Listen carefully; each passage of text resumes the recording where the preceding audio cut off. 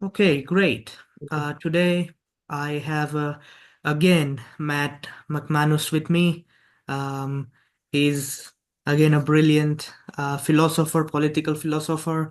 I highly recommend his books, The Political Right and Equality. That is a great book.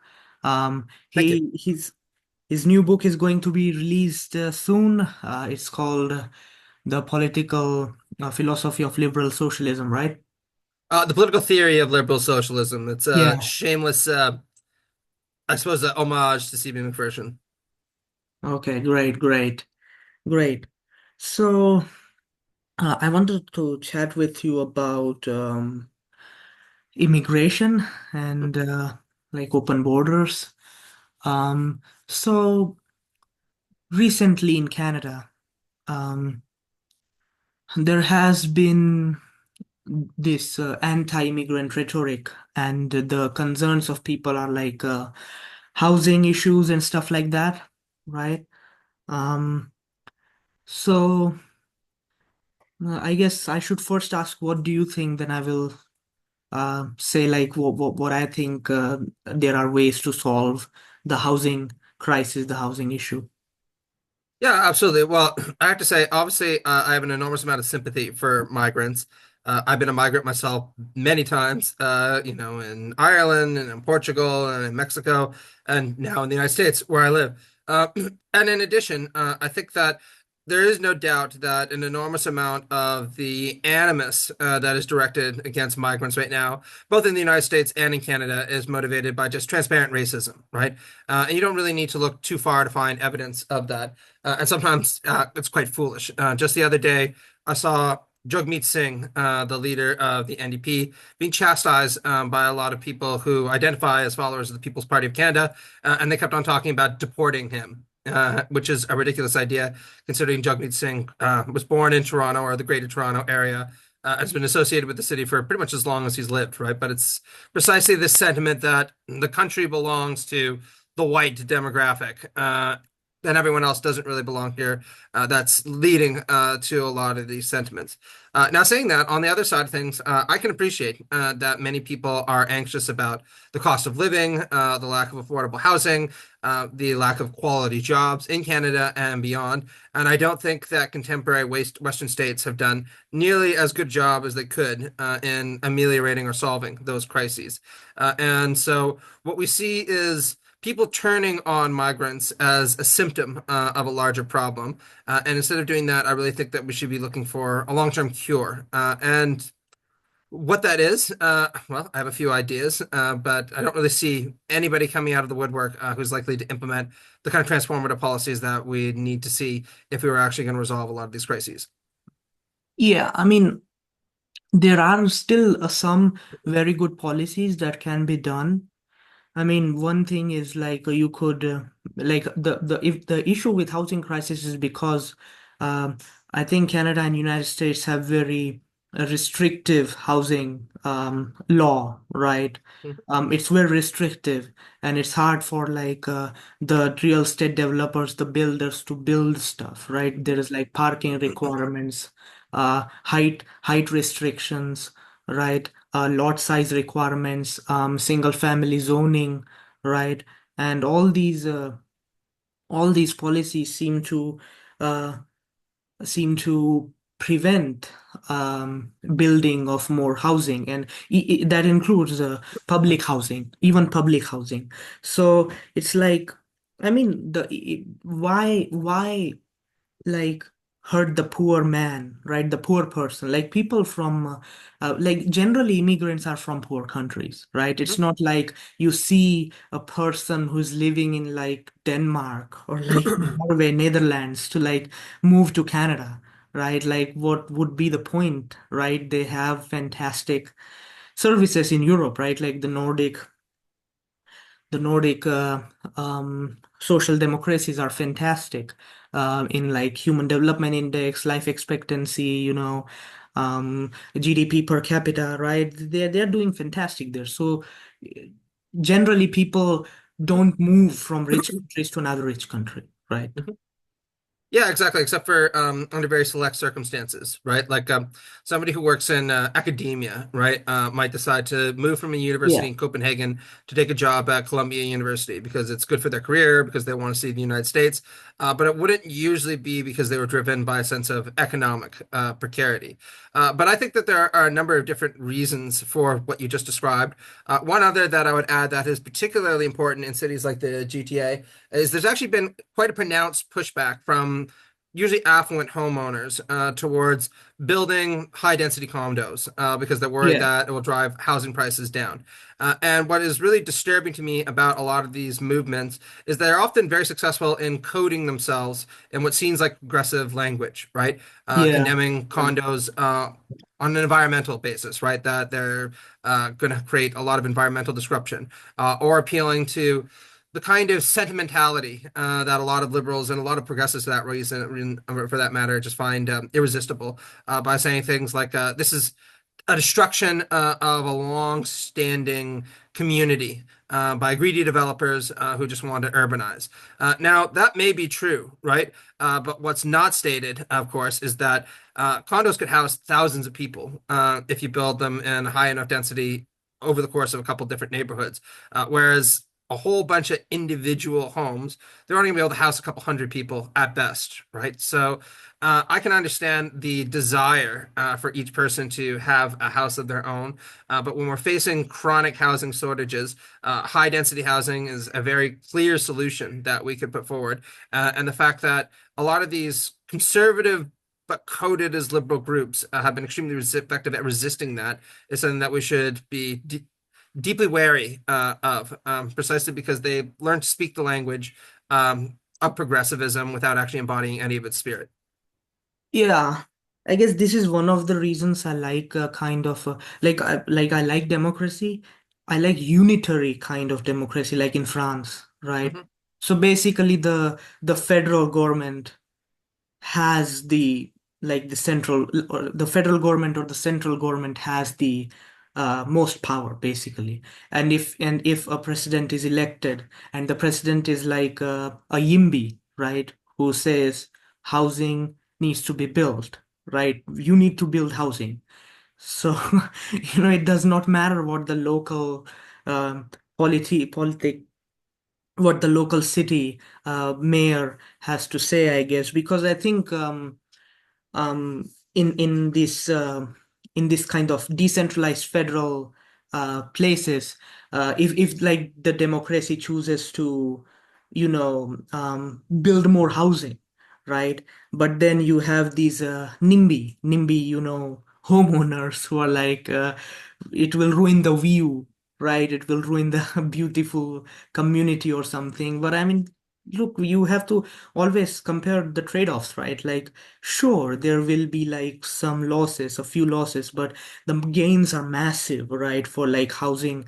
Like I read like Brian Kaplan has like published his book. I mean, he's a capitalist. He's like very radical capitalist, but he says that housing, allowing to build housing, right? Like getting rid of some of these horrifying restrictions, even building like public housing would be immensely helpful for everyone. And throwing immigrants is not the solution, right? Throwing away immigrants or like reducing immigration would not be the solution, right? In fact, I would say like without immigrants coming in, how would the people know that the housing policy is extremely strict in Canada, right? Like people would be in their comfort zones, I guess, and they would not know the issue with the such restrictive housing policy and the NIMBY kind of attitudes, right? So so yeah, I mean, I guess it's very sad, what's happening right now, Matt. Like I have a friend who is a middle class. He's not poor, but he's middle class. But if he like he did not come here for free, right? He borrowed loans from India, right? He borrowed loans from India, and he paid all that money to Canadian college, right? And he's also working in a retail. industry, right? So he's contributing, right? He's doing good work, and I mean, he's feeling sad about, like, scared about, like, whether he will get a job or not. Because I mean, if he is not able to, then the loan would might become an issue. Might become an issue. Like he might go from like middle class in India to a little bit lower, right? So I mean, it's like, it's like throwing away poor people is like the worst thing you can do, right? So it's like there is poverty, or it's like the solution to throw away poor people is equivalent to someone saying, oh, there's poverty, let's kill all the poor people. Poverty would be gone, right? I mean, so yeah, yeah, Well, I mean, you say that. Killing all poor people might not exactly be on Doug Ford's agenda right now. But during the COVID pandemic, I still remember how there were an enormous number of his supporters who were deeply upset about the number of homeless people in Toronto, and essentially repeatedly said that they didn't really care what he did with them. They just needed to go somewhere and it wasn't going to be here, right? And my response to precisely those sentiments is, well, where are these people supposed to go, right? It's not like they're just going to disappear at your beck and call. They're living yeah, people. And really, we have a choice, right? Either we house them here in a quality housing complex and help them get a job or reintegrate into society, or we move them somewhere else in the province and then they just become someone else's problem, which is an extraordinarily selfish and, of course, short-sighted thing to do. And yeah, lo and behold, what did Doug Ford do? Well, he just decided to ship them around the city of Toronto so they wouldn't bother anyone. And then, placated people yeah, for a little while, right? But yeah, to the more general point, look, I think that many people in Canada and the United States have an extremely skewed understanding of just how difficult it is to actually enter the country. Just to yeah, give one example, right? My wife is a migrant in Canada. She's a permanent resident right now. yeah, Uh, it took us about 3 years and thousands of dollars for her to become a permanent resident. And while she wasn't a permanent resident, she wasn't able to get health care. She wasn't able to work. She found it very difficult to go to school. Functionally, she couldn't do anything. She was entirely dependent on me. And the process requires that, right? yeah, And even after she became a permanent resident, there's still hurdles that we're facing on the road to things like citizenship. And I think that if people appreciated the difficulties associated with that and realize how hard that can be for working or middle class families, they might pay a little bit more sensitive to the challenges that are faced by migrants. But of course, that is absolutely nothing to your broader point about how anxious I am about the 20 million people that say Donald Trump is threatening to deport in the United States, so-called illegal immigrants, their families, even the naturalized citizens, in the case of the children of many of these figures. And I really don't think that many Americans appreciate that this isn't just ICE knocking on someone's door, politely asking them to pack their bags and all their stuff, and then putting them on a first class plane back to Guatemala, where they kind of unload and go stay with their family. What this is going to entail is the separation and breakdown of thousands of families. It yes, could very well involve temporary basically imprisonment in camps while the yeah, federal government waits to process millions and millions and millions of people. And a lot of them are going to lose their jobs, their livelihood, their friends, and be sent back to a country that they may very well not even remember. Or in the case of some of the children of these migrants, they've never even been to and have no connection with, right? It's an atrocious idea, and one that even if you are the most selfish person in the world, you have to recognize is going to have a calamitous effect on the American economy, since these are 20 yes. million people who have been working very hard, often doing the jobs that most Americans don't want to do. And what do you think is going to happen when they're gone? Yeah, and I Who's going to mean, do those jobs? yeah, I mean, even if Americans want to do those jobs, the more point is that like economics is like pretty much settled. More people, more immigrants, and most of them are young people, right? It's not like you have 80-year-old people who are coming in and they need the healthcare. And personally, I would say like rich countries should just allow people from poor countries to be able to immigrate because, um, in a lot of poor countries, um, you have young people and old people, but there are more young people and they will always be useful, right? They can do something. Their labor is always useful. And like I think Brian Kaplan said this, or maybe it's Michael Clemens. Mhm. I think it's Michael Clemens probably. And I think he said he wrote a paper. It is very acclaimed paper. Um, and in that paper he says like I think the paper is called $1 trillion on the sidewalk, Mhm. right? Alex Sager in his book, Alex Sager is another leftist philosopher like you, uh, who is who has argued against borders, right? I mean, he does not say like just totally have no borders, no country identity or anything like that, but it's like these borders seem to this kind of border control, right? This kind of immigration restrictions are very harmful to everybody, and it is especially harmful to poor people, right? Because they poor people are stuck in some of the countries where there are like systematic failures in the governments, right? Mhm. Like maybe civil war is going on, maybe natural disaster happened, right? Maybe the government's institutions were historically not strong, right? And that's why there is continuous issues of corruption and all that stuff, right? So I mean, they are escaping. Let them escape. It's not like a huge, enormous burden that rich people would have to would bear, right?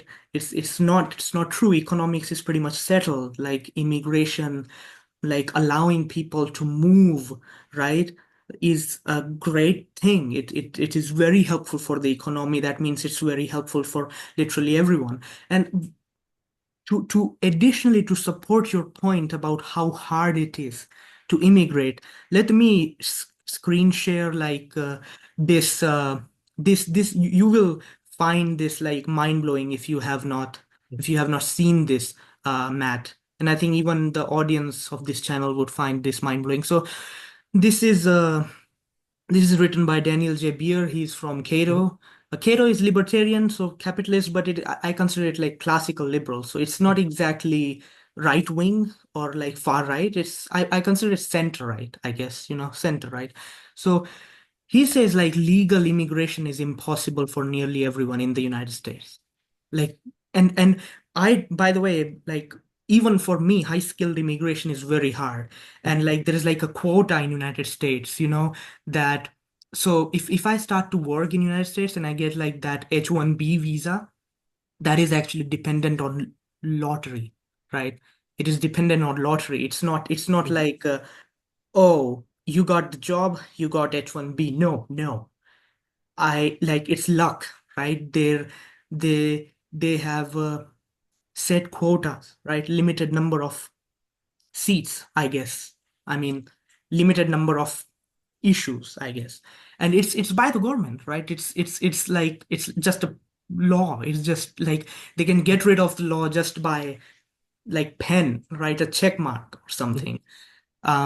So this is the process of like Yeah, I immigrant. mean, seeing that graphically presented is quite telling, isn't it? Yeah. Yeah, like you see like how hard some of this stuff is, right? I think seen somewhere that if someone is an Indian, like there's just if someone is an Indian and he's not a student and he's I think trying to immigrate, I think it just straight like deny them, right? Because I think maybe like there is some like diversity quota policy or something that Indians have met. So Mhm. it's like they're not even allowing any more Indians to immigrate. I don't know where it is. I don't, yeah, okay. See this, born in India, limit filled. So this is like visa limit, right? Um, and so born in India, yes, deny. No, like it's just bizarre, right? You see this? Well, Self, I don't know if it's yeah, bizarre. I mean, this is very much in keeping with the overarching thrust of American history since at least the 19th century, right? So, if anything, what would be bizarre is the adoption of a far less Byzantine and frankly alienating system of migration into the country. And yeah, it's important to note for listeners that the United States is a country that has long prided itself with some legitimacy as taking Yeah. in more migrants than many other countries, both overall and per capita. And this is the process that's laid out and how difficult it is, right? So if this is the country that is not quite the standard, but at least historically been better on things like migration.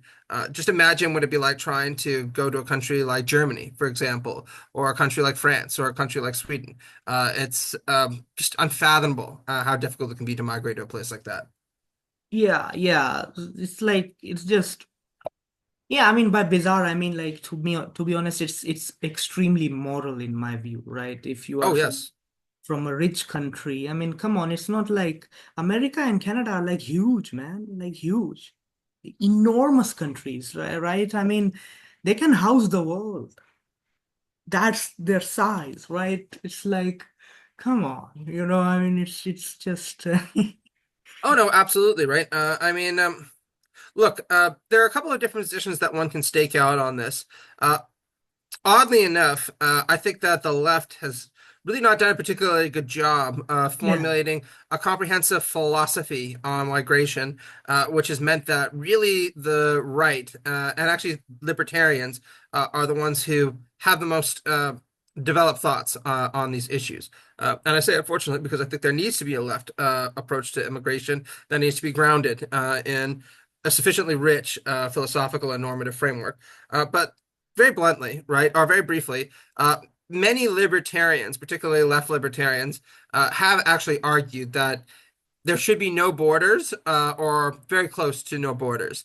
And it makes a fair amount of sense if you adopt a kind of libertarian standpoint, right? yeah, People like Jason Brennan, for example, or Aaron Ross Powell will say, look, if you believe in people's natural rights to liberty, particularly people's natural rights to mobility, that applies across national lines, right? You should care yeah, about that as much if the person is Mexican as if they're American, as if they're Canadian, because everyone's entitled to rights to mobility. You should also certainly care about when those rights are being infringed by the government, whether that's the American government, the Mexican government, the Canadian government, etc. And not being allowed to cross a border because the government is prohibiting you from doing so when you've done no wrong, from this libertarian standpoint or left libertarian standpoint, is often seen as being a violation of one's personal liberties, particularly yeah, one's right yes, to mobility. And some libertarians have even gone very far on this front, saying being able to move to Austin from Mexico City or from Panama City to Ottawa, Ontario, should be just as easy as if I wanted to move from Austin to Houston or yes, from Toronto to Ottawa.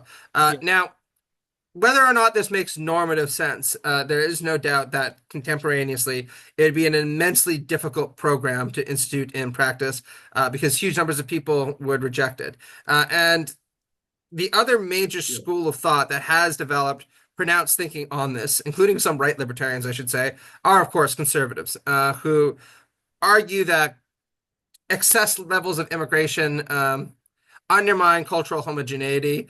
They also yeah, argue, I should add, say, without any kind of empirical basis, that it increases crime. I say there's no empirical basis for this because study after study has demonstrated that migrants, by and large, tend to be more law-abiding than the native population for obvious reasons, right? yeah, If you're migrating to a country, yeah, the odd person might commit crimes. Who doesn't, right? But if you're waiting for a green card or you're worried that you're going to get deported, you're going to be far less likely to commit a crime than a native-born citizen who might be concerned that even if they get caught, all that's going to happen to them is they're going to go spend 5 months in jail and then they'll get out, right? It's not the biggest thing in the world.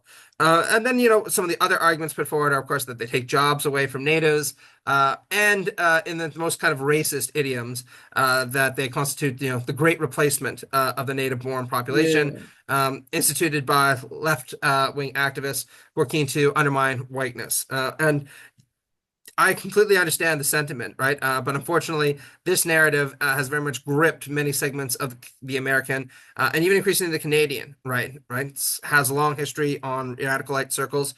Very few people expected it to be mainstream, but here we are, right? Now, all of these arguments, I think, are profoundly deficient and yeah, racist in a lot of ways, right?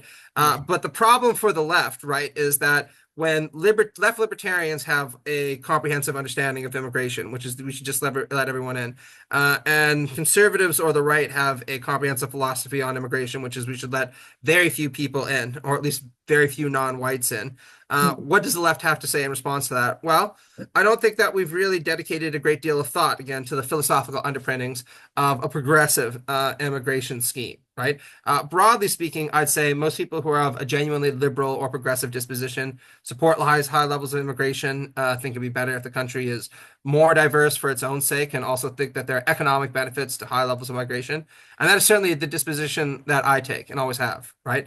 Uh, but I think that we need to ground this in a more substantive set of normative convictions Yeah, than we have right now. And I'm not sure what such a philosophy would look like because immigration isn't my field of specialization, right? That's something that I care a lot about, but I focus on other things.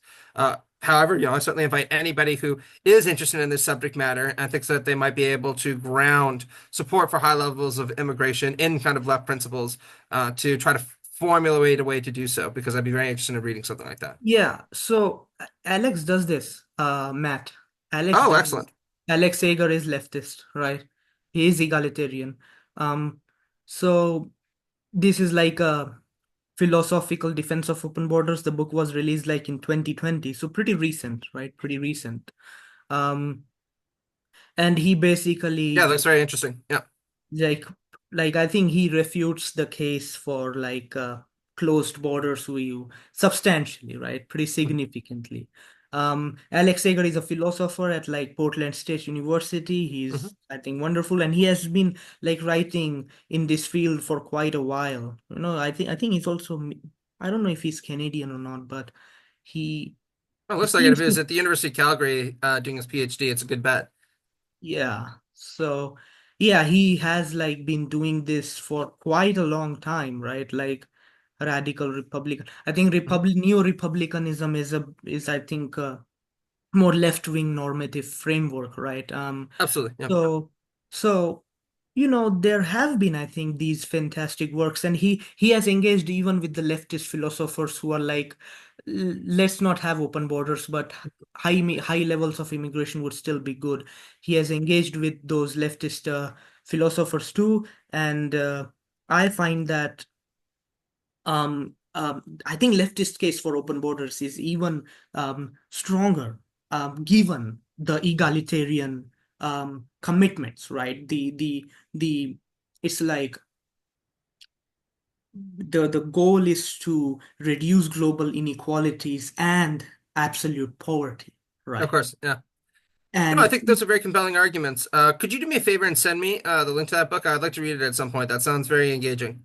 yeah, his book. I can send you. I let me send you in this chat. I can send you in your Facebook or on your email too, if you want. So this is the link towards the main book page.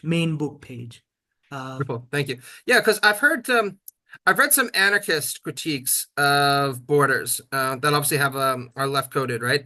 yeah, But never anything that kind of lays out a book-length systematic defense of open borders from a progressive standpoint. So I'm very interested to hear what he has to say. It sounds like yeah. something that'd be very useful. Yeah, he's not an anarchist as far as I know. I think Mhm. he's a leftist, but he's not an anarchist, and he says that even if you are not a socialist, right? Even if you're like a social democrat, a normal liberal, right? You should support at least, I guess, near open borders, right? If not full open borders or something, Right. because it is immensely helpful to the poor person. And even those anti-immigrant economists, right? Like George Borjas and there's another economist, I don't remember his name. Even he acknowledges that it is enormously good for the well-being of the poor person to be able to immigrate to a rich country. It helps them a lot, right? Because rich countries have um, like you like in Canada you work from Monday to Friday. In India, I think you Monday to Saturday. And there Mhm. is, at least my brother is working in India. He's from a city in central India, and he has to work from Monday to Saturday, and there is no overtime pay. Oh yeah, no, absolutely. It's very similar when I lived in Mexico, right? I mean, a lot of people I know worked 50, 55 hours a week, usually 6 days a week, and without a doubt, there was no such thing as overtime, even though you wish it is, because you certainly weren't getting paid an awful lot. So I can really appreciate the kind of egalitarian dimensions of what you're talking about, and Yeah. I would be very interested. I'm very interested to see what this book argues, because I think we really need intellectual projects like this, since obviously we're going through a very dark period right now, where high Yes. levels of immigration. Are regarded with increasing skepticism, and migrants themselves are facing an unusually high amount of vitriol. I say unusually high because they always face a certain level of vitriol, but the Yeah. level of racism now is just, not shocking, but deeply disturbing, right? Yeah. So thank you. Yeah, I'm looking forward to read that. Yeah. Great. So I guess this is the end of our chat. Stick around, Matt. I want to ask your feedback after this. Let me stop the recording now.